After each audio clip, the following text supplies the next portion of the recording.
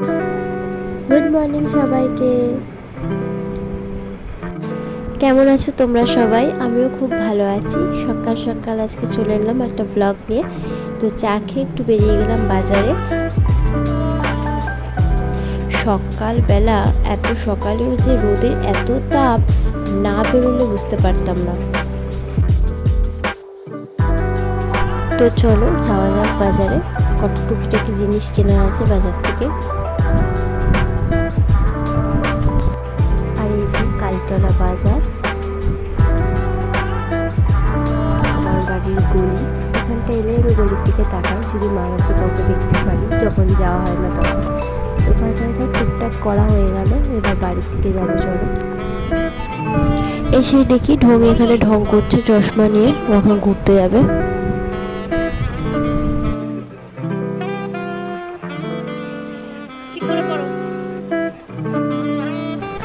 তো মনুর সাথে একটু খেলা করে চলে এলাম ও দুপুরের খিচুড়িটা বসাতে। সব কিছু নিয়ে নিয়েছি, চলো এবার ঝপাঝপ ওর খিচুড়িটা করে নিই।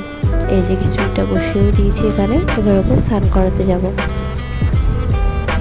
কলপারে অনেক কটা কাজ রয়েছে, জল ভরবো, তারপর এটাকে স্নান করিয়ে নিই, তারপরে সব জল টল ভরে সব কাজ করবো। আর এই যে জলে বসলে আর উঠতে চাইবে না মোটেই। ও জলে যতক্ষণ রাখো স্নান করার ওর কোনো প্রবলেম নেই, ও খুব এনজয় করে। জল থেকে ওঠালেই ওর কান্না শুরু। তারপর ওকে স্নান টান করিয়ে চলে এলাম খেতে, কেন খুব খিদে পেয়ে গেছিলো দুপুরবেলা। সকালে খাওয়াটা আজকে সেরকম হয়নি, বাজারঘাটে গেছিলাম বলে। খেয়ে দিয়ে উপরে চলে এলাম, মনুকে ঘুম পাড়াবো। আর মনু এখানে কিশমিশ খাবে, তাই ওকে খুঁজে দিচ্ছিলাম একটু কিশমিশ, আর আমি একটু খাচ্ছিলাম সাথে।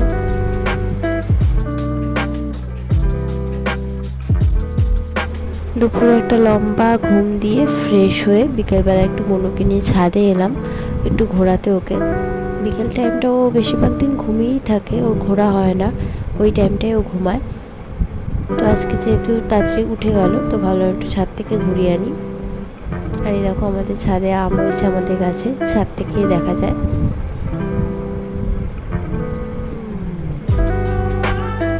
তো এবার চলে এলাম সন্ধ্যা দিতে। সন্ধ্যাটা দিয়ে তারপর নিচে যাব।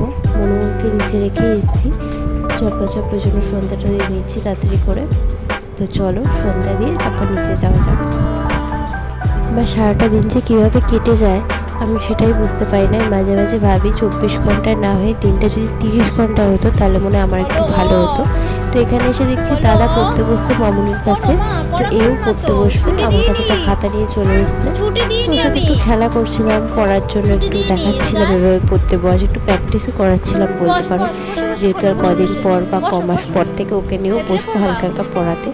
তো এখানে ও দুষ্টুমি করছে, ওর সাথে একটু করছিলাম দুষ্টুমি। তারপরে এরপর রান্নার দিকে যাব। দুপুরে যেহেতু ভাত খাওয়া হয়নি সেহেতু ভাত করলাম। আর এখানে একটু ডাল সিদ্ধ বসিয়েছি, একটু ডাল করব আর মনুর খাবার করব আলাদা করে প্রেশারে। একটু ভাত ডাল অল্প করে করব আলু দিয়ে সিদ্ধ।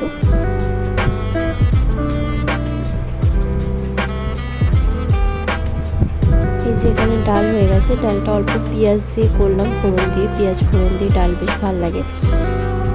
আর এখানে মনুর খাবার বসিয়ে দিয়েছি। আর এখানে শাশুড়ি আলু কেটে দিল, একটু আলু ভাজবো, একটু বড় বড় করে মোটা মোটা করে, একটু সিম আছে নরম করে, মানে ফ্রেঞ্চ ফ্রাইয়ের মতো আলুটা ভাজলে বেশ ভালো লাগে খেতে, স্বাদ হয়। তো ওর জন্য মোটা মোটা করে কেটে দিয়ে গেল শাশুড়ি।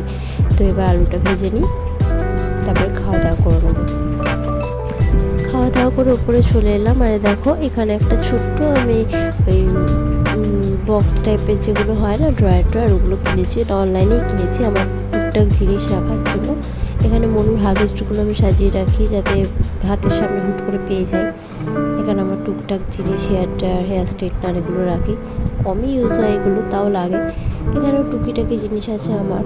আর একটা ড্রয়ারে একটু টুকটাক খাবার রাখি, খিদে পেলে একটু টুক করে খাই, সবসময় নিচে যেতে ইচ্ছা করে না। আর একদম নিচের তাকটায় মনুর কটা খেলনা রেখেছি যাতে ও হাতের নাগালে পায়, টুকটাক খেলা করে ও খেলনাগুলো দিই নিজেই ড্রয়ার খুলে। তো চলো আজকের ব্লগটা এখানেই শেষ করলাম। মনুকে ভালো লাগলে একটা লাইক করে দিও, টাটা।